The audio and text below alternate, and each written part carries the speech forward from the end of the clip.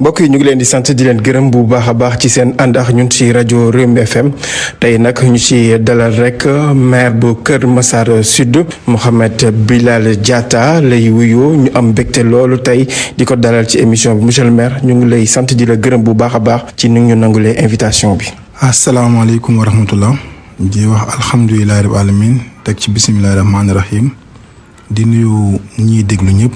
di itam di leen nuyu. di am mbégte ci dalal bi ma dalal ci sa rajo bi. monsieur le maire buñ ne Kër Massar tey ñëpp ñu ngi xalaat li nga xam ne moom moo jëm ci wàllum inondation parce que léeg-léeg asamaan ci bu xiinee ñëpp ay tiit am njàkkare nga dëkk Kër Massar li ñu lay njëkk a laaj ban impression nga ciy am. waaw non ñun duñ ci am impression au contraire dañ ci indi ay solution li ñuy njëkk a def mooy fexe def ay curage. pour curer canal yi nga xam ne dafa fàttoon parce que inondation li koy indi dafa bëri ay facteurs yi koy indi bokk na ci di ñàkk a curer tali yi bokk na ci di ñàkk a curer canal yi mais bokk na ci aussi ci après hivernage bi avant hivernage yi ñëw jël suñu matuwaay il faut amoon ay ñax yëpp ñu désherber ko fexe ndox yi am fu ñuy taa nii ma yow ni am na point surtout yu bëri yoo xamante ni dafa am bëri woon ay ñax. mais ñu ñoo jël suñu machine tracteur dem désherber ko actuellement fexe nañ ba am ay partenaires yoo xam ne ren dimbal nañ ci ay moto pompe yu doy ba incha allah rabbi inondation bi gëm nañ ñi ren du ñu sonal comme ni ñu daan sonalee. du leen sonal comme ni mu leen daan sonalee wax nga ko naam mais est-ce que bu njëkk njëlbeen ba ca état jàppandal bu mu leen waroon di daan defal est-ce que loolu sentir ngeen ko atum ren ji. bon xam na nag yaa ngi doogati ci débat bi. parce que boo nee l'état rek ñun dañu naan la jaar day état dafa mos a lajji ci wàllu inondation te soo ma mayee ma ñëw ma développé ci lu yaatu. mu lajjee. merci beaucoup xam nga ñun ñëpp xam nañ ni am na lu ñu defoon muy le plan décennal quand on nous dit décennal ça veut dire c'est sur 10 ans ñu jël 767 milliards ñu jox ko ku tudd Mansour Faye muy le beau-frère de Macky Sall du président de la République 767 milliards yooyu 10 ans yi 2022 man parce que depuis 2012 la woon. xaalis boobu lekk na ko mujjul fenn nee na bu of nag wooy du wuuji su ko CREI wooy du wuuji mais li ñu gën a jaaxal bi ñu nee ba 2019 taw bi metti trop dañu def benn plan d'urgence indi plan Orsec génnewaat 110 milliards yooyu ci plan d'urgence boobu tamit lekk nañ ko taw teexul 2020 dañoo taa ñu ñëw ba 2020 moo ëpp ndox li mu taw ci Kër Massar mosu ko taw 2020 bi ñëw ñu defaat beneen plan d'urgence suñu kaw 2021 aussi ñu defaat ngandam plan d'urgence de génne 502 milliards ñun nag ñu xam ne léegi politiciens yi ñoom aw surtout waa APR yi sax laay wax seen politique yëpp yaa xam ne nañ nawet ñëw ban teg benn plan d'urgence pour mën ci enrichir mais en réalité population bi ñu gis xaalis yoo noonu may lancé nag un appel solennel le président Macky Sall di ko wax ni cette fois-ci waa Kër Massar particulièrement nag waa Kër Massar Sud soxlaatuñu plan d'urgence li ñu soxla mooy un plan définitif. parce que loolu moo war a am pour que Massar ndox mën fa inondation mën fa jeex deuxièmement aussi ñu koy ñaan en tant que président de la République du Sénégal muy jox les bonnes informations population yi parce que xam na ni terre bi dafa ñëw fàtt le marigot de Mbao te marigot moom moo yoroon marigot moo jaar ci Auchan bi dem ci marigot bi te ñëpp xam nañ terre bi ñu da ko fàtt bi ñëw xattee canal bi xam ne parce que le marigot de Mbao ak le canal de Mbao bokkul le canal de Mbao moom moo jaar noonu ngeen gis alors defoon ko fii depuis 2006 mu jaar ci tali Auchan bi génn ci pont wu Tëngéej bi le canal de Mbao tamit terre bi péage bi fàtte na ko kon ñaar yi moo tax banlieue yëpp durant toute cette année là di patauger dans les eaux parce que xam nañ ni nguur bu tële la nguur bu lajj lañ te nguur bu incompétent lañ léegi nag li ñu ñaan rek à ce que ren bu kenn ñëw Kër Massar man maa fay mais je suis le premier ministre de la commune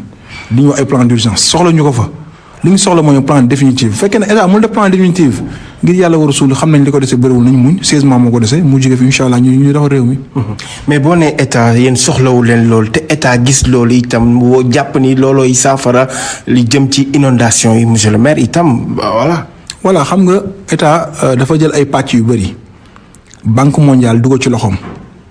mooy nga dégg mooy banque mondiale ak AFD ñu dugal ci 110 milliards de dollars. banque mondiale dugal ci xaalis bu bëri ren ñëwati nañ ci plan d'urgence heureusement que pour 2021 bi amul benn plan bu ADM drainé au niveau de Kër Massar. amul Omar Gueye rassuré na ñi nga xam ni ñoom ñoo dëkk Kër Massar. quand on nous dit Omar Gueye rek Omar Gueye bu Kër Massar amee jafe-jafe mooñ ko teg kenn teguñu ko dul moom. ci naka moom moo fi dem xool saafara mu ne saafara na problème bi. léegi nag da nga may ma expliquer ma développé li tax man Omar Gueye moom moo indi problème bi gis nga problème réew bu ñu ko bëggee dimbali dañ koy jox ñi ko mérito il faut mettre les gens qu'il faut à la place qu'il faut. Omar Gueye du ingénieur xamul lan ci assainissement Omar Gueye problème bi que Moussa am yëpp ci département bi yëpp moo ko teg benn def nañ ko ci découpage yu bon ndax ni mu découpé population Kër Massar bi découpé ko suñu communes yi découpé ko suñu quartier yi jël suñu assignation xam ci man la bokk Kër Massar Sud yóbbu ko Sangalkam loolu daf ñu métti ndax jàpp nañ ñoom dañuy gagné mairie yi te alors que tel n'est pas le cas kon naqar bu Kër Massar am parce que Omar Gueye moo ko teg parce que Macky Sall buy def ay liggéeyam bu ñaaw moom la koy sant ma def ko moom ma def Sall bu yi am Kër Massar yëpp Omar Gueye la tey ñu ne nañ def na fa 15 milliards mais nañ ngeen dugg audit 3 milliards demu fa. nee nañ carrément actuellement de génn nañ 173 milliards virgule 63 jox ADM mais du dëgg man maa taxaw fi du dëgg 80 milliards lañ fi dugal pour département bi yëpp te loolu c'était pour 2021 2022 bi amul benn programme laa la wax je défie quiconque bu ADM am ci population bu ko Moussa pour nawet bi inondation amul. à part li nga xam ne 2021 bi la woon mooy li ñu war a yeggali te mu jógee unité 3 ak unité 9 amul benn programme bu ADM dugal Kër Massar. ça je vous le dis. yow tey en tant que maire tey yan acte nga mën a posé wax nga curage rek ngeen yam yéen. non du curage je t'ai dit que ni am nañ ay curage def nañ curage dañ teg ay moto pompe yu doy en même temps tamit parce que suñu njiit yi benn problème la ñu am muy manque de volonté ñun def nañ volonté bu rëy ba dinañ dugg ren ci population yi ànd ak ñoom ci inondation wan leen ne ñun yéen ñu gën ndax yéen xamul leen ñu pare wooteel ñu kon yéen suñuy patron ñun ñoo suñuy surga te incha allahu rabbi cette fois-ci Kër Massar Sud laa wax de. incha allah ren dañ xam ni nawet bi ni leen na sonal at ren dina wuti. par rapport ak li nga xam ne ba ngeen fa ñëwee parce que équipe moo fa nekkoon laajte ñu koy pàccale nga am si Kër Massar Sud am na ñi nga xam ne doon bind dund si jafe-jafe yi ci wàllum inondation ñenn ñi seen kër ndox bi da koy jël ndax am ñooñu am na ay saafara yi nga xam ne jot ngeen ko def ci mbir mi. waaw xam nga ñun suñu politique bi ñuy def ñun waa Pastef mooy di la vérité c'est pas manque du respect ñun bu fekkee dañuy wax ni nit ñi seen kër yi ndox yi mënu ko jël ñun wax ñu lu am lañ mën mooy bu nawet bi ñëwee mu taw ñu jël suñu moto pompe taw secours leen le plus rapidement possible ànd si sapeurs-pompiers yi ànd si population bi dem taxawu leen loo xam ne ñoom mosuñu ko am bañ nekk population ba léegi maire bu ñëw di leen taxaw di leen masawu di bokk ak ñoom seen naqar inondation mu def ko feebaram mosuñu ko am kon ñun tey bu ñu ñëwee tey ci loolu li ñu njëkk a def mooy dem njëkk ci population boobu noonu. jël suñu xaalis suñu ñaq suñu lu ñu am suñu doole suñu kàttan suñu xam-xam dem jox leen ko ànd ak ñoom muy nuit et jour bañ naa ba sax ren dama def équipe boo xamante ni bii moo jëm ci wàllu inondation bi mais bii moo jëm ci wàllu éclairage parce que des fois ne da ngay gis que léegi nday taw pour lampe yi am ay court-circuit am na équipe éclairage moom tamit ñooy veiller ak chaque nuit heure bu la nit woowee dañuy dem secours leen ñu defal leen lumière bu doy parce que biir ndox su amul lampe nit mën a dugg ci biir canal dem yoon wala mu dugg ci benn tent du ko xam. yaa ko junj léegi Kër Massar Sud fan la toll ci wàllum électricité leeral goxaat bi ci biir dëkk bi ndax am léeg-léeg itam lamp yi tàkk itam problème la de. waaw yow xam naa ni am na loo xam ne population bi ñoo la koy wax parce que ñun bi ñu falaw léegi 4 mois lañ def mu demee su ma juumul fexe naa ba zone yi gënoon dangereux ci Kër Massar ëppoon agression fexe naa man ba taal ko sama bopp avec mes propres moyens de fonds propres aussi. xaaruma kenn fexe naa ba génne naa 5400 lampadaires même bi ma jëndee lampe yi ba pare dama am ay ingénieurs yu ñëw ñu def étude ñu ni ma di nga jënd lampe baax na mais des fois nga jënd lampe ba pare lampe bi mën a tàkk benn moment rek mu fayaat dafa am benn étude préalable bu ci war a am pour que bu ñu ko tegee day nekk loo xam ne day durable dootul jékki-jékki di gaaw a fay. ba nii ñoo ngi ci liggéey ak équipe technique bi yëpp ñoo ngi ci liggéey mais secteur yi gënoon dangereux bu dugg ci forêt bi ba dugg ci biir garage bi demal xool taal naa ko moom leen nañ li ko jëlee Grand Médine ba Excellence taal naa ko moom leen nañ li ko jëlee ci autopont bi ba passé cité municipal parce que diggante Auchan bi ak municipal waa Enanchine bi ñuy def canal bi dañoo dindi woon lampe côté boobu non seulement dinañ ko monter fii ak mardi comme ça ñu taal secteur bi mais di ko dégg Auchan bi ba sédiment dama xool taal naa lampe yi yëpp moom tàkk kon secteur yi gënoon danger ëpp agression actuellement fexe nañ ba leeral ko. lan fan moo des léegi. léegi des mooy biir quartier yi te ci biir quartier yi dañ ci ñëw nànk-nànk parce que xam nga tout début est difficile ñoom dañu koy ñaanal ñu wax ne ñoom 8 ans yi toog nañ fi lamp yi musul tàkk. 8 ans monsieur le maire. 8 ans je dis bien 8 ans parce que population yi ñoo ñu koy wax ñoom toog nañ 8 ans mosuñu gis lampe mbedd bu tàkk foofu kon ñu bu ñu ñëwee même pas 3 mois ñu def liggéey boobu yëpp jël suñuy fonds propres def ko ci parce que am nañu daan le don de soi pour la patrie ñu def nañ loolu. kon mën nañ jàpp ni perspective yi mooy Kër Massar Sud puso bu waddee nit mën ko faral boppam. mais loolu loo xam ne sax puso bu waddee mën ko faral mais man ñu dañu am slogan suñu slogan mooy dina set dina leer loolu moom ci défi quiconque incha allah parce que ñun dañu am défi te défi bi ñu am mooy être le meilleur maire du Sénégal et pour ce damay concurrencer avec tout le monde mais nag am naa ay nawle Almadies laay concurrencer nii su la neexee demal Almadies léegi nii boo jóg Almadies nga ñëw Kër Massar Sud nga xool bu fekkee tal Almadies ñoo gën a seet Kër Massar Sud bu loolu neex wax ma ko maire yi fi nekk Sénégal yëpp incha allah ñoo leen gën a seetle dëkk te ñoo leen gën a leer dëkk dina set dina leer loolu moo suñu slogan. dina set dina leer wàllum insalubrité itam dafay am léeg-léeg ci yenn ci communes yi naka la monsieur le maire tegee ay projets yoo xam ne dana mën a xeex wala dàq li ni mel. waaw loolu lu yomb la ñun heureusement que dañoo waxoon suñu politique bi ñuy campagne dama waxoon population bi ñu leen dafa am lu may naqari nit ñi on a tendance bu ñu leen falee rek dañ leen seetaan mais man monsieur le maire man mënuma defar Kër Massar wante ñun ñoo mën a defar Kër Massar parce que c'est un ensemble kon Kër Massar du benn nit mais ñëpp ko war a mën a defar àndandoo defar ko. fexe nañ ba jeunesse ba fa nekk ñu conscientiser leen ci loolu ba xam ne affaire bi gestion collective la ñëpp ci war a gis seen bopp ñëpp ci war a jàpp actuellement tous les ASC yi fa nekk nee naa leen ren ku deful set setal avant nawetaan sama yoon newul ci yow parce que ASC waruñu ko dek rek tant que demul final du bale du peinture koñ bi defar koñ bi dañu war a commencer defar koñ bi avant ñu dem final te ASC yi dañ situation yi da ciy bokk parce que association sportive et culturelle la kon fexe nañ impliqué nañ ci loolu ba pare en même temps tamit ñuy def soirée environnementale jamono bi nit ñi dem ay soirée ay Almadies di baal ji di fecc ak seen gel yi ñëpp dañuy génne suñu soxna yi ñun jël suñuy bale sol suñuy gilet di bale tali ba mu set wecc. loolu moom xanaa slogan bu yees la. waaw slogan Pastef bu bees la ñoo créé ñu waa Pastef waaw. mais yaa ngi mel ni kuy xaw a teg pression ñi nga xam ni ñoom ñoo di ndaw ñi jeunes yi wala sax ASC yi mais ni ku leen xaw a teg pression ngir itam lu ñu war a jubloo ci commune bi kenn bañ leen cee woo. waaw xam nga loolu daf ñu wor ndax ñaari mbir fii koo fi gis xam na jeune boo gis muy dox Sénégal fii presque xam na le contrat de Lionel Messi xam na le contrat de Neymar xam na transfert am xam na sax lan lay lekk xam na lan lay noppaloo et pourtant xam nga seen budget communal lan la et pourtant seen développement commune duñ ci impliqué wu. da nga gis ni koo xamante ne moo ngi dox ci dëkk bi am groupe sanguin deretam bi mu ne xamu ko xamul poids am ñaata la. xamul taayam ñaata la mais ci problème mu jàmbur lay nekk ñun dañoo woo jeunesse bi ñu leen cette fois dafa war a dakk li ñu war a dem mooy commune bi ñëpp bokk loolu ko ñëpp defar mu baax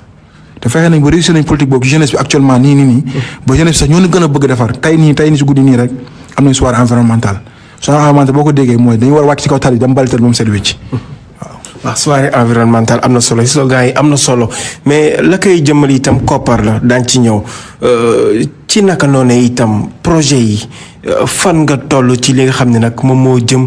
ci wàllum paj mi. waaw merci xam nga wàllu paj bi moom ñun déjà dañ ci amoon benn programme avant que sax ñu nekk maire. li ma ci njëkk a def ci wàllu paj bi la ma la koy wax. peut-être je ne suis pas le seul mais man bokk naa ci maire yi maye seen salaire pour relever le plateau médical. maye salaire ci naka parce que dégg nañ ni ki maye salaire rek wax annoncé ko yomb na nan nga maye salaire bi. merci beaucoup salaire bi ni nga ko maye lu simple la dañu ut benn banque buñ ko jox banque bi dama ne ko man sama mandat c'est sur 5 ans kon fii ak 5 ans damay nekk maire banque bi moom mooy génne somme fii ak 5 ans moo war a nekk maire mu génnee ko jox ñu ko ñu dugal ko ci plateau médical pour relever ko en même temps boole ko suñuy partenaire bi nekk en extérieur aussi dañ ciy jàppale ci wàllu ambulance médicalisée ba ci hélico ambulance bi ñu ko utee bu partenaire bi yëpp problème de surface lañ am parce que Kër Massar am nañ surface bu mu nekk mais pour mu jógee foofu dem ci ne hôpitaux yi problème de Sénégal parce que Sénégal accès guñu foofu mais wax dëgg fee am nañ partenaire yu ñu taxaw ci loolu yëpp. pour dimbali ñu si. tu sais que en dehors que dama may sama salaire dama may oto bi ma doon jënd à 39 millions. yow waaw parce que dañ ko boole ci budget bi parce que commune bi ñoo war a oto maire bi parce que maire dox soxla commune bi lay dox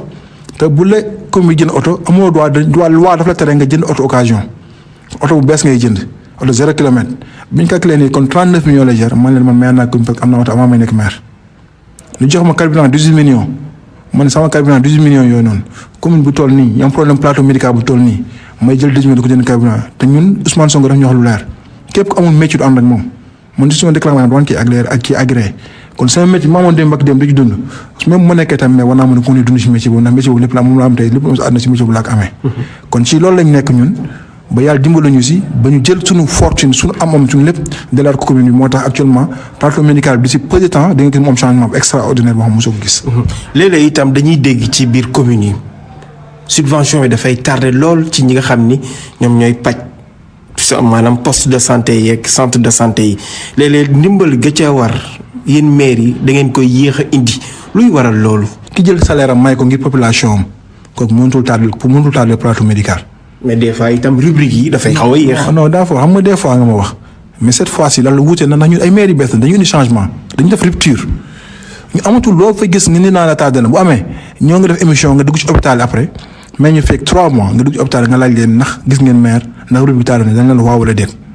mais on vient juste de naître ñoo ngi doog a démarrer comme ñu bees lañ. petit à petit l'oiseau fait son nid te incha allahu rabbi le meilleur reste à venir. le meilleur reste à venir waaw ba tey monsieur le maire xam nga itam Kër Massar ku ne ma Kër Massar ne dem beeg dikki bi ponk bu am solo la naam du sa compétence bi nga xam ni mën nga defar xàll waaye sa biir commune mën nga fa defar xàll parce que ñu ngi annoncé ni autopont bi war nañ ko jëmmal fukki fan ak ñett ci weeru juillet bi ñu nekk maanaam léegi ay amélioration mi ngi am ci wàllum infrastructure yi. waaw loolu moom je pense que mooy question bi que Massar waaye yëpp bëgg a déglu mooy problème de l'anarchie anarchie moom man dama ci mës a catégorique ndax dama ko contre li ma mës a wax ni Kër Massar ak ku koy mën ci defar tant que rek la problème anarchie mooy defaroo fi dara kon loolu suñu combat la woon bu njëkk mais dem nañ ba gis ñi ci biir combat bi di gars yi dañ ko bëgg di ko politiser di ñu ci bloqué le 21 avril laa def un arrêté. parce que samay pouvoir la parce que mën nañ dénk sama parce que dafa am compétence territoriale. sama biir territoire la que ma jëlee fi lépp li nekk anarchie te su ma ko defee li ma yoon wax mooy ma dem jox la sous préfet yow ma fa de ma jël lettre tam dama jox ko sous préfet jox préfet ñun dama bëgg anarchie bi jóge fi mais te ñoom ñoo war a woo police gendarmerie parce que c'est ça l'hiérarchie c'est ça l'administration et c'est ça la réglementation aussi mais bi ma defee boobu ba léegi amul benn changement kon ñu gis ni ñoom xëy na dañ naan toog nañ fi ay at. ñu waa APR toog nañ at fii échec ci bu ñu bàyyee booy passé bi tey ñëw fi automatiquement suba mu réussir lii ñu gàtt la si ñun en fait toute politique boobu dafa nekk. en même temps tamit dafa nekk tamit benn responsabilité partagée envers les forces de l'ordre yu nekk foofu di laaj oto yi 1000 francs sampu. si di laaj 1000 francs di jël xaalis ambulant yi loolu war nañ ko bàyyi tamit parce que ñun bu ñu bëggee réew baax il faut que ñu moytu dara lii l'islam wax ni ki guerre ak ki ñuy guerre ñu ñuy àtte nan la ko texte juridique indee le corrupteur et le corrompu ñooy mu àtte il faut que corruption tant que wàññeeku ci réew mi anarchie di fa gaaw a jug te 95% anarchie bi yëpp corruption moo ko fa teg. loolu waaw loolu la c'est ça la réalité en fait nit ñi bu leen gis nga nit ñi dafa am loo xam te ne dafa am solo wax leen dëgg rek nga bàyyi yàlla sa bopp nit ñi dofuñu fii ñëpp a xam luy xew. parce que yow ci kaw station nga gis ay clando yu fay dëgg yu fay stationné c'est seen kanam gis ay forces de l'ordre yu fa taxaw. boo leen fa jëlee ñun ñoom duñ fa jógee te ñi nga war a woo pour ñu jëlee leen fa ñoom seen gañ-gañ la ci nekk yow looy def pourtant loolu nekkul lu bees Sénégal même le général Moussa Fall mii donte maa ngi moom tey ànd ñu ci dara mais bind na ci livre su amee dara lu ma respecté général Moussa Fall loolu kese la de bind na ci livre wax ni arrêté leen keesu commandant arrêté leen kees bi mooy fekk en région arrêté leen kees bi mooy dem ci directeur arrêté leen seen sàcc yi ngeen def moom général Moussa Fall bind na ko pour gendarmerie dañ ànd maa ngi moom jamono ji ci position bi mu jël. mais pourtant dafa war na ko te bind na ci livre te courage boobu mu am na ko bind ci livre boo xam ne ñu même courage boobu la am tam pour di ko dénoncer loolu rek moo fi indi anarchie bi mais ñooñu bu ñu ñëwoon tey foofu ñu jëlee fa loolu noonu suba mu dañ fa mais tant que ñu ngi ci am seen gagne-pain du fa gaaw a jugee. c'est ça la réalité. te yow tamit kaddu gi dafay xaw a boo waxee gars yi mën nañ jàpp bàyyi ñëwaat. non bul sonn parce que ñoom du man arrangé wu ma leen li tax arrangé wu ma leen mooy man bi ma ñëwee système mu sàcc bi fa am yëpp dañ ko bloqué. dévoilé yëpp. non lépp parce que ñun rupture lañ woote. mënuñu on parle d'une chose au contraire qui dit passer di rupture mooy amatuñu droit sàcc alalu askan bi mais waratuñu tam nangu ki sàcc alalu askan bi waratuñu nangu tamit que def ay corruption man bi ma ñëwee dama ni sama wax ak yéen bu ñu am ci discours na ngeen ma topp de bout en bout bis bu ngeen gisee ma laal ñaar dërëm ne ko ñëpp dénoncé ci kaw parce que loolu mooy yoon mais réew bu dee yaa ngi jël ay pots de vin ci suuf di jël àll askan wi suuf mais am na xam ne réew mi du mos a avancé àdduna. léegi autopont bi moom lu am solo la ci dem beeg dikk bi. mais autopont bi lu am solo la mais tamit erreur bu doy waar la. monsieur le maire erreur comme ban côté. waaw xam nga utilité publique mun na dem ba nekk danger public. parce que gis nga lépp lu am organisation ci danger la jëm ndax ci anarchie la jëm te ñun li ñu waroon njëkk a def mooy ñu impliqué ci population bi yëpp bu indi autopont bi. amul implication. ñun gisuñu ko pour dire vrai. deuxièmement dañoo tooñ samay famille yu fa nekk parce que dafa am ay ñi fa nekk particulièrement wax cité Aynou Mady yu ñu jël seen i kër toj ko ci toj bu daaw bu tegul fenn bi leen di fay aussi loi bi leen di fay loi bi leen fay dafa obsolète te loi boobu ku ne xam ne dafa archaïque parce que loi moo xam 1975 la moo war nañ xoolal loi yooyu ñuy def déjà prix boo xam koo xam ne këram fay nekk 100 millions bañ ko jaay ñu jox ko ci kër gi 25 millions wala 50 millions loolu àq la tooñe la ci jamono ji ci titre foncier te ñoom ñoo ngi leen fay kër yi même pas 50 millions te alors que boo demee tey 10 kilomètres ci ginnaaw mooy fi toog laad bi nekk parcelles yooyu rek mètre carré ñoo ko jaay 65 000 francs te ñii ñoo leen fay 25 000 francs vous pensez que ça c'est sérieux ci réew mu ni am na démocratie ci réew mu ni état de droit la xam nga Sénégal lu ma fi metti chaque jour moo xaw ñoo fi daxal ay texte juridique bu ñu bindee texte rek nga daanu leer mais kenn du ko appliquer nañ bàyyi loolu il faut que ñu régler ñu topp la réglementation ñu fexe am institution yi forte mais Macky Sall malheureusement mi mu ñëwee dafa rey suñu institution yi tey man commune en plein exercice la ça veut dire que man zone urbaine laa nekk zone urbaine police moo fa nekk mais gendarmerie amul droit nekk fa gendarmerie zone rurale lay nekk loolu mooy texte yi mais la moo tax appliqué ñu ko foofu noonu. ba léegi gendarmerie ba léegi Kër Massar côté bii gendarmerie moo fi nekk sama commune laa de côté bii police fa nekk man rek maay commune boo xamante ni déglu ma xam fii lu am solo man rek maay commune boo xamante ni ñaari tribunal moo nekk sama biir commune ñaari corps nekk sama biir commune ce qui est anormal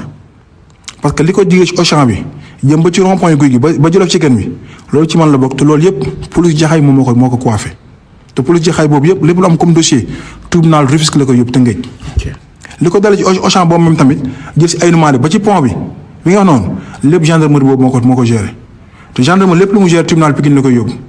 ndax sérieux na ci benn commune am ñaari corps yi bokkul ndax sérieux na ci benn commune am ñaari tribunal yi bokkul c'est pas sérieux. yow loo ci luñ ci jublu. sa gis-gis non maanaam xam nga ñàkk xam-xam lañ ci moo ci ne parce que booy def départementalisation y a des préalables doo xëy rek nga ne da ngay def départementalisation pour def ko lépp lu nit di def ci kaw suuf daf ci am xam-xam pour def ko parce que moom la leen di sax ne al ilm wal imam xam-xam mooy njiit ci lépp nit di def nit dafa war a expérimenté wu am xam-xam ci li muy def tu penses que buñ ne man maa jaxaañ bokk même arrondissement alors que police bi fa nekk nekkul police communale de mais police d'arrondissement la normalement police boobu rek moo war nga sama commune yëpp ndax maa jaxaañ bokk arrondissement te gendarmerie bi fa nekk arrondissement Malika la ne yaa ngi gis yi nga xam ne c'est pas normal mais xam nga dañu fa jógee gendarmerie du ko jógee parce que la ñuy am ci oto yi rek moo tax mooy samp yi rek tant que samp yaa ngi fa ñoom dañ fa rey seen bopp c'est ça la réalité buñ ko waxul nag ñu ni voilà kii bi ñu ko waxee tam ñu ni voilà gis ngeen booy bi dafa tàng wax dafa nii ñu passé nangam alors que dire la vérité c'est pas manque du respect critiquer c'est pas insulter mais la vérité c'est la vérité. dañ koy waxte yàlla tax. monsieur le maire Mouhamed Bilal Diatta la ñuy dalal ci émission gox bi alors monsieur le maire ba tey ci marché yi tey gis nañ rond-point Kër Massar boo ñëwee ci marché bi foofu xumbute ba fa nekk. xanaa li ngeen di am ca koppar foofu moom recette bi moom dana am solo de. waaw bu man na moom question ta naa ci sawar toon tuuti parce que bi ma faloo ba léegi marché bi nangu ma ko laal à part di nga xam percepteur moo fa yoon nit ñi fay ko juuti 100 francs amul benn nit bu taxaw ci marché bi ni la man maire maa ñu di la fay. amul lu tax loolu. merci beaucoup parce que man bala ma fay daal dara dama koy auditer. parce que état continuité la. te il faut am état des lieux. parce que la fa nekk ci li xam ne c'est anormal dafa bari récemment am na benn waa bu tudd Abidine Gueye moom lañ jox muy liggéey marché bi ci biir alors que Abidine Gueye boobu noonu moom moo nekkoon le directeur de cabinet de Moussa Meng te loolu loi dafa tere ni nit ki warul nekk agent ba pare xëy nekk entrepreneur kon man est-ce que su ma ñëwee naan damay laal ci marché boobu te audité ma ko man du cuuñu lay doon parce que état continuité la lépp loo ki deful rek ëllëg sa kaw lay këpp. deuxièmement marché bi dafa amoon benn superficie bu mu amoon espace avant territoire bi amoon na 3 mètres avant territoire bi nga doog ñëw ci territoire bi mais tey aujourd'hui boo demee ci marché da ngay fekk marché plan bi yëpp changé na parce que carte yëpp a ngi territoire bi ku jaay loolu ku kan moo créé anarchie boobu noonu kon loolu yëpp dafa laaj benn audit global avant que ñun ñu def dara foofu. mais quand même marché bi mairie bi am na ci projet. non projet yi rëy boo déggee marché kay c'est pour la mairie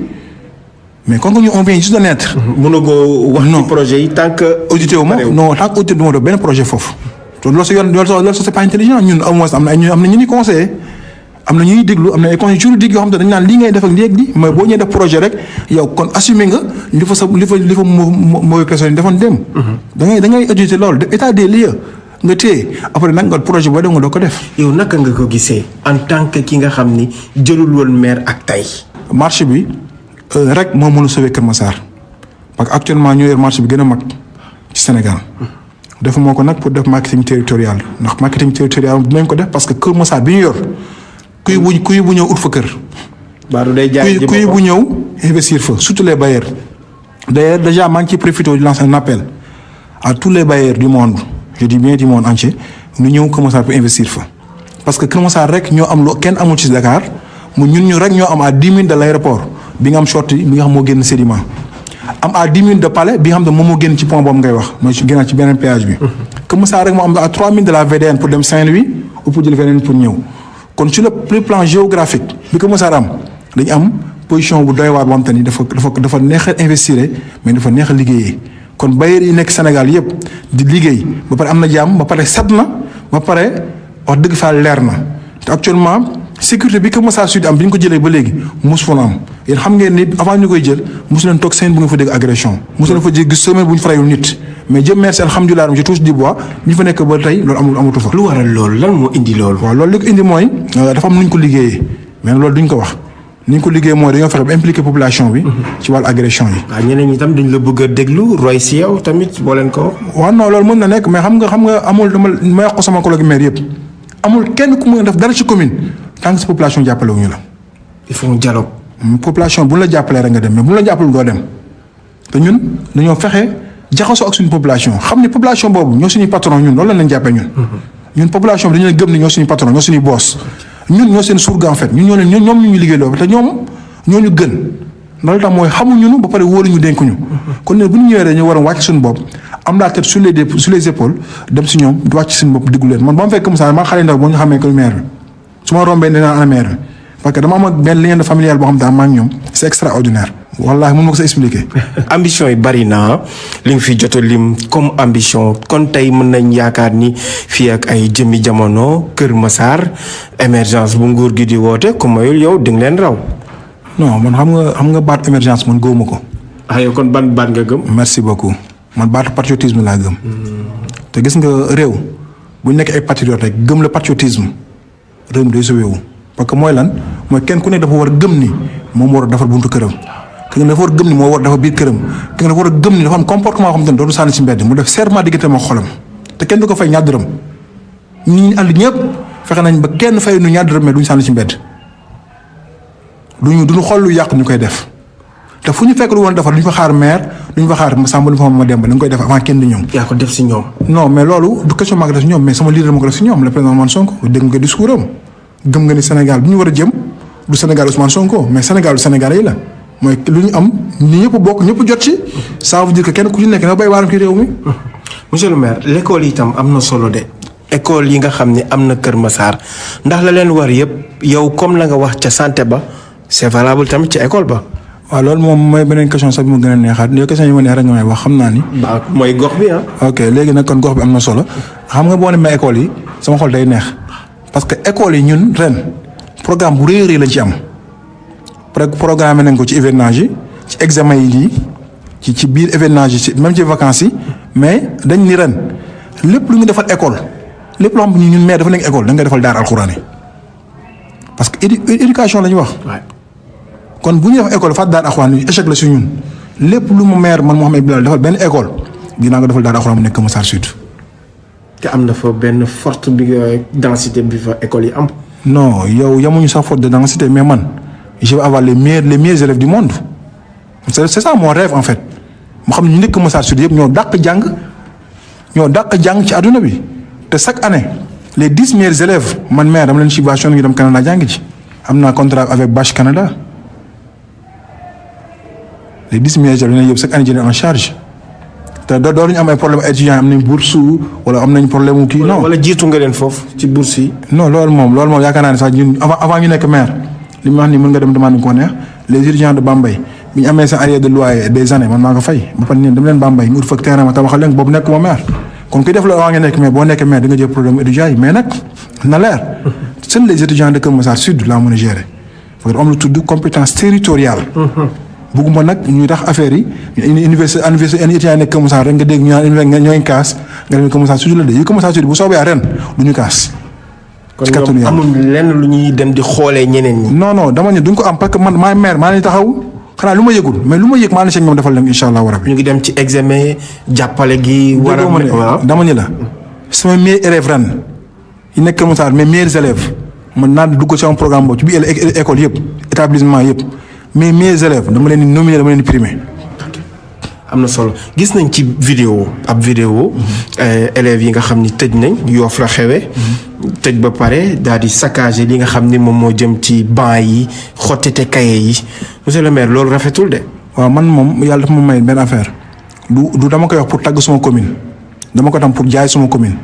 mais yàlla dafa ma may ma am commune bu mature Kër Massar Sud ñooñu gën a mature ci Sénégal ñoom waa Kër Massar Sud la. te soo ma laajee loolu mun naa la fan laa ko teg. fan nga ko teg loolu kay naa ko laaj moom. xam nga fan laa ko teg élection yi ñëw yi passé ñi fa nekk population bi dañuy waxtaan seen biir ñu ne ñoom bu ñuy fal nit dañ koy fal ci ay valeurs humaines xoolal réflexion boobu population bi am te bu ko Sénégal yëpp defoon léegi dëkk bi avancé bi ñu ko waxee ba pare xam nga laa xam après sama élection yi parce que ren man rek maay maire moom sama ko amul recours APR 4e la fa jël. ndax dañ ko dóor yi métti xamal tam nag population dóor ko je suis le seul politicien bu nekk Kër Massar man amul sama benn miiru jàmbur boo xam bind naa fa sama tur amul benn miiru jàmbur tam boo xam taf naa fa sama tur doo doon benn miiru Kër Massar Sud ba gis ñu bind ci Mouhamed Bilal Diatta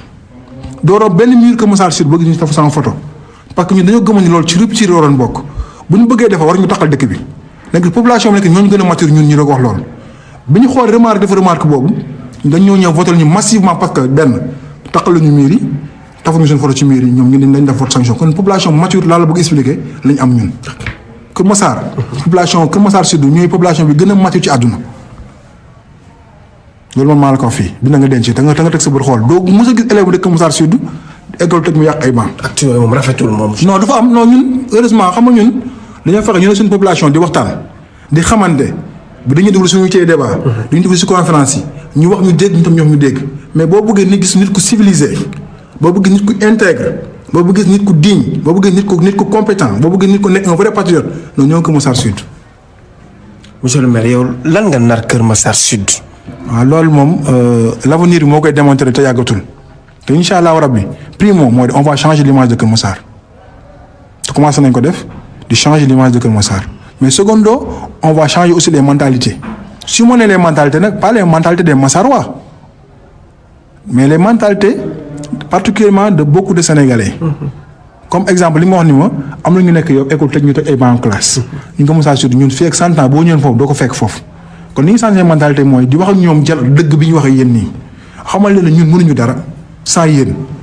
Quand nous avons fait ça, kon yéen seen comportement rek ñu suñu révolté bu mën defar dëkk bi te ñoom comprendre nañu message boobu ñu ak ñoom. sànq dégg naa la nga wax soirée environnement et ainsi de suite alam bi kon li la yitteel la. non mais waxuma la sax li ma yitteel la ren li ñu def moo ëpp solo déjà dañuy contacter Eaux et Forêts wax ak ñoom man leen nag cette fois-ci dañu bëgg reboisement mais reboisement bi ñu war a def bokkul ak reboisement yi am depuis 1960 à nos jours. changement bi loolu la war a am. c'est quoi la différence maa ngi wax la différence c'est quoi. li ñuy def reboisement bi ñuy def mooy dootuñu ñëw rek Eaux et Forêts ñëw indi ay garab rek ñëw saxaluñu ko suñu dëkk bi. quartier bu nekk yaa xool ban type garab nga soxla ñu defal la ko foofu parce que garab parce que dañuy gëm ni tout doit être utile parce que rien ne se perd rien ne se crée mais tout se transforme parce que lépp am njëriñ ci alam bi. comprendre nga kon bi ñu waxee Eaux et Forêts ñu dégg ñu ci loolu ñu d'accord ñu tamit loolu ñu ne suñu quartier yi fa nekk quartier bu ci nekk dinañu fexe à ce que ñu wax waa quartier bi ñooy mobiliser wu seen biir. wax ni ñun de garab bii la ñu soxla bu leen nee garab la ñu sax dañuy laaj lan mooy njëriñu garab boobu ñu expliqué njëriñu garab boobu ñu defal leen ko foofu après mu am suivi. suivi de mooy problème sénégalais moom. suivi moom dina ko am parce que xam nga tax si ñu am yaakaar na am suivi parce que population boo xam te ñun ñoom dañuy bàyyi xel te ñun lépp lu ñu def ñoom wax dëgg fa lañ ciy ji ma roy bu dee lu baax la. te kon maa leen réitéré waat encore une fois que population mature la am. Kër Massar Sud mën naa ni Sénégal bi développé incha allahu rabbi développement au Sénégal Kër Massar Sud lay jugee. monsieur le maire yéen budget bu toll nan ngeen am ambition bu rëy bi yëpp. waaw xam nga budget bi moom amagul fu mu yem parce que sama première année la. je viens juste d'être maire je suis le premier magistrat de la commune. for naa si wéy bëri ni da nga am jafe-jafe ci wàllum budget bi am dégg lu wax da ngay weddi la. waaw non am na parce que du jafe-jafe mais état moo ñu bloqué. Macky Sall en fait laay wax te Macky Sall moom moo woo ay sous-préfet bi ne foofu uniquement pour ñu bloqué ñu mais ñu amuñu ñàkk ñu ful on se laisse pas faire xeex nañu ak ñoom ba suñu budget jàll parce que ki ma bokk même arrondissement muy Jaxaay ñoom état bu Sénégal fexe nañ ba budget am folklore parce que il est de Yewwi te Kër Massar département yëpp. man je suis le seul candidat Abdoul Aziz Diané. Kër Massar yëpp tout Kër Massar je suis le seul candidat d'Ousmane Sonko foofu je suis le seul candidat de Pastef ñun xam na nan la ñuy xeex ak état bu Sénégal xam na nan la ñu mën a def ba li ñu bëgg mu jàll xam na nan la ñuy def ba li nga xamante ni bu ñu bëggee mu am day am parce que budget bi ñu ko bu ñu naree xeex parce que dem nañ. ba xamante ni bi ñu wootee pour def demande d'orientation budgétaire. ñu def ko ñu jël convocation yi bind ko ci bu mu leer naññ parce que la loi ñu dit que chaque conseil booy convoqué convocation dañ ci bind li nga lan la ngay def ci convocation ñu bind fi demande d'orientation budgétaire bu leer naññ ñu jox ko le préfet jox ko tous les conseillers ku préfet ni moom sous préfet ni moom day dem Saint-Louis mais dina yónni ku tudd Abdou Ba bi mu ñëwee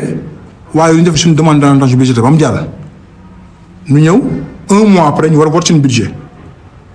bi ñu woowee le sous-préfet mu ni y a pas de demande d'orientation budgétaire ma ne ko non loolu du jàll mënu lañu bloqué ci côté boobu parce que ñun benn ci convocation defoon nañ ko ci te demande d'orientation budgétaire am na te PV baa ngi nii te le quorum a été atteint comprendre nga tous les PV bi yëpp laa jël dem jox ko le préfet mi ngi jiitam ni ko nag carrément situation bi yaa ko lijjanti nu mu gën a gaawee parce que bu fekkoon dafa ñoon demande d'orientation budgétaire dañu naan carrément suñu demande d'orientation budgétaire ko mënuñu war suñu budget mais daf nekk dans les délais kon mënuñu am benn problème bu ñu waxee loolu ma commencé jël liste yi di ko jox ay autorités j'ai même aussi saisi le procureur. Oui bien sûr finalement si la gars yi woote waat. ñëw woote waat budget bi mu dem mais même bu ñu wootee budget mu dem ba ñëpp am yaakaar dañ ko valider dañoo toog ba ci biir ñu ni budget mënu jàll parce que montant bi ñu ci def il faut que ñu revoiraat ko bon ñu ne ñu ne waaw ñun baax na parce que dafa am fonds de dotation fonds de concours boo xam dugaluñu ko woon. mais fonds de dotation fonds de concours ba ñu ko dugal ñu xam montant bi ñaata la te joxuñu ñu ko ba léegi mais finalement ci bëgg ñu bloqué ñoom ñoo dem ba génne ñu montant bi ñaata la war a nekk xamal montant ñaan ñu jox ñu ko ñu ne am problème nga xam ne montant bi léegi nag ay boole ci budget bi. kon léegi yaa ngi doxal quoi. non dafal nànk budget boo te validé nañ ko mercredi passé nañ ko validé. vous pensez que c'est sérieux 6 mois après ñu élire ma nekk maire 6 mois après ñu doog valider sama budget. danga jàpp ay galgal la. mais c'est du galgal mais c'est des pièges xam nga dama ne ay pièges dama koy profité boo ko see émission bi. Le président Macky Sall il m'a appelé 6 fois ma bañ.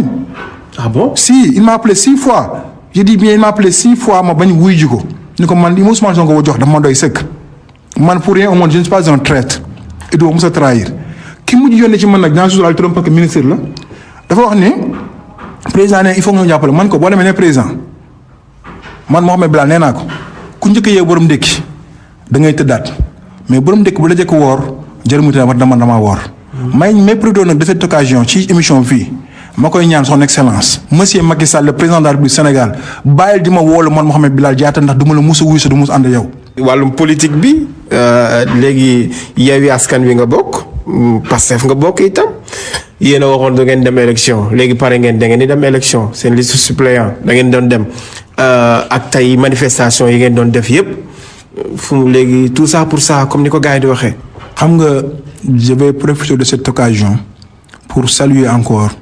le courage de mon leader le président Ousmane Sonko. Le président Ousmane Sonko dafa nekk ni ko xam ne réew mi rek moo ko ñor et malheureusement ñu bëri comprendre nga ñu loolu. non liste proportionnelle la ñuy demee pas majoritaire bi léegi yow en tant que journaliste bi expérimenté am xam-xam ma laaj la benn question bu ndaw si biir émission bi. man maa ngi laaj waaw dama lay laaj lu ndaw la rek. mën naa ko doon tontu soo neexee question bi li may laaj lu simple la. liste proportionnelle boo ko demee élection waaye yaa xëyit ñaanu ko yàlla bu amee ku dee koy remplacer suppléant bu amee ku dee koy remplacer. kon loolu wax dëgg fa échec démocratique la. réew mi dafa mel ni ay bon xam-xam yeewuñu si mais li suppléant mu ngeen moom mooy def élection moom bu demee ba gagné mais bu amee ku feebar bu amee ku dee kooku kan moo koy remplacer sama question moo nekk pour loolu pour yow sax mais pour réew mi laa koy laaj. kon Ousmane le président Ousmane Sonko su nee nañ bàyyi mu dem parce que bëgg jàmmam ak bañ ay bakkanu daan moo tax mais loolu rek lañ waroon xeex ba suñu yaram yëpp daay boo xoolee ba ki dem tëgg booli paas xamal tax réussirul parce que ñun jeunesse bi ñun dañoo bëgg a xeex ak Macky Sall non xamal tax ñun parce que dañoo mere président Ousmane Sonko ñun li ñu bëggoon mooy xeex ak moom parce que c'est injustice bi muy def réew mi non kii xeex kese si la ñes di san rab yàlla taan àndu yàlla na ko yàlla gërëm te xale ko àjjana waxoon na ni réew mi révolution rek moo koy defar te tey l'histoire lui a donné raison kon je pense que ni liste boo xamante ni titulaire kese la suppléant kese la naka la nit bu fa génnee àdduna na ma yàlla bu mu am naka bu fa nit feebaree naka lañ koy remplacer. loolu moo ëllëg ñëpp. depuis 1960 à nos jours musu am ci l'histoire du politique lu ñaawee lu ak lu mel nii te nag dañ luy wax li ma la wax nii dañ ci wax jiwaat parce que yàlla moo bind feebar. yàlla moo bind ñàkk bakk léegi dañ xool ñun ndax bu député woowu génne àdduna wala mu feebar dañuy def bàyyi place vide gis nga yii c'est des erreurs. réew mi dafa am ay intellectuel réew mi nañ tey réew mi ñu bàyyi Macky Sall yi muy ne rafetul sérieusement boo ko da am cri de cœur parce que trop c'est trop te ñun dañoo bëggoon réew moo xam ne réew modèle la ñuy doon nekk réew moo xam ne ñooy gën a développé ci àdduna nekk réew moo xam te ni dañuy jàngale la démocratie àdduna dootu nag man gëwuma démocratie te mun naa ki ñëwul tax gëwuma ko parce que la démocratie c'est la liberté de l'expression man li ma gëm mooy le patriotisme on doit être des patriotes pour développer ce pays te rien que pour les patriotes ñoo mën développer dëkk bi c'est ça la réalité dañu wax dëgg li fi ne te yàlla tax léegi pare nañ di élection dafay am le 31 juillet la Benno Bokk Yaakaar daanaka coalition bi di déranger pouvoir bi waaw mais loolu c'est normal parce que ñun ñëpp xam nañ le président Ousmane Sonko c'est lui qui gouverne c'est le président Ousmane Sonko qui gouverne Macky Sall c'est un opposant ñun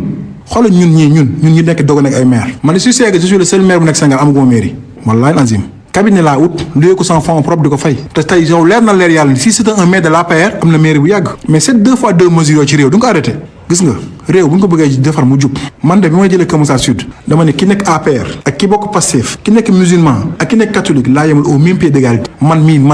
la boobu bilaa ndaw mii man mu ndaw mii maa def loolu alors que moom le président de la République amul cette maturité mais amul tamit di nga xam ne tey mooy courage boobu pour ñëw tabaxal ñu parce que moom moo ko war a def parce que demandement de l'État lañ te deuxièmement la ñu fal cette fois-ci au suffrage universel direct comme ni nga ko falee moom dafa respecter suñuy droit respecter suñuy texte mais respecter la réglementation loolu bu ko mëntu def day rey li nga xam te ne mooy les institutions te Macky Sall moom mu rey institutions yi wàññi ko dara mais ñun Sénégal ñoo war a fort xam ni ñu respecter suñuy institution moo tax ñu am réew mu fort amuñu problème de leader mais problème de l'institution la ñu am institution bi lañ bopp yëpp lañ violé ligne par ligne étape par étape te boo bëgg mën nañ ci def débat tamit foofu noonu kon je pense que ni dafa jot tey aujourd'hui que Sénégal mën am sa souveraineté dal bi gis nañ ko dañ leen ñaan ngeen bàyyi gis nañ ci ñoom Alioune Tine ak ñeneen ñi nga xam ni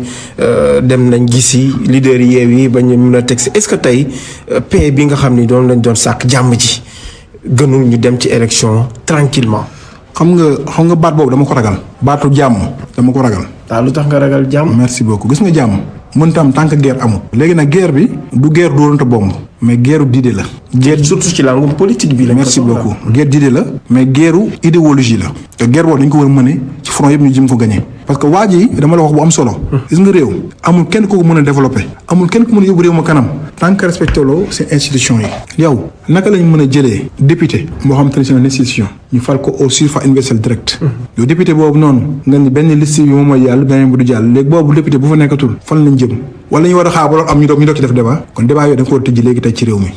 ñu waxtaan si kon ci réflexion yi la bokk kon ci guerre yi la bokk ci guerre d'idées yi la bokk mais ci guerre de principes yi la bokk. gis nga réew mi sëñ Moustapha Sy lan la def Macky Sall lu dul sëñ Moustapha Sy baax ci moom lañ ko fekk fi moom la fekk baax laa biir ci sëñ Moustapha Sy la fekk baax njub ci sëñ Moustapha Sy la fekk baax nekk un vrai guerrier ci sëñ Moustapha Sy la nekk fekk baax mais nekk un vrai patriote ci sëñ Moustapha Sy la fekk baax nga ñëw ku mel le président Ousmane Sonko il nous a tout donné jox xam-xamam Sénégal jox dooleem Sénégal jox xelam Sénégal jox bakkanam Sénégal bi nga ko njëkkee génnee bal pusale tiimale ko pour dóor ko bal man maa ñëw nii na waaye ni ma ko dóor ci jë kon moom li intérêt moom Macky Sall mooy mu fexe bay ci sécurité le président Ousmane Sonko. monsieur le maire émission bi daanaka jeex na am na solo ñun kontaan nañ ci bu baax a baax. waaw jërëjëf ñun tamit sant nañ la bu baax mais man nag damay sant ñenn rek laay sant muy population Kër Massar Sud parce que li tax mooy wax naa ko dama koy waxaat dañoo mûr dañoo mature kenn mënu leen nax kenn mënul tax ñu diaboliser leen ak seen maire dem si ñoom naan ay monsieur le maire nii naan loolu sax faale